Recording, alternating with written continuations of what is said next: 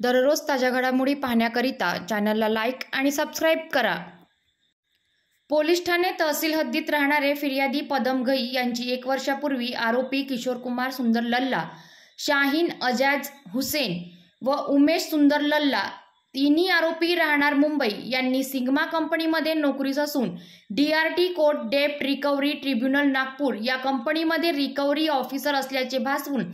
आमच्या अधिकार क्षेत्रामध्ये नागपूरच्या 10 ते 12 बँक येतात। तसेच DRT कोर्टमध्ये विवादित स्थावर मालमत्ता संबंधाने जे प्रकरणे न्यायप्रविष्ट असतात व निकालाअंती कोर्टाच्या आदेशाने मालमत्ता लिलावकरिता निघतात व बँकद्वारे त्यांचा लिलाव केला जातो, त्या सर्व विवादित मालमत्ता प्रकरणाची त्यांना माहिती असते व इतर व्यावसायिक परवाने, दारू दुकान परवाने देखील बाजार मूल्यापेक्षा कमी दराने मिळवून देऊ शकतो। अशा प्रकारचे खोटे सांगून व कमी दरात स्थावर मालमत्ता व परवाने मिळवून देण्याचे आमिष दाखवून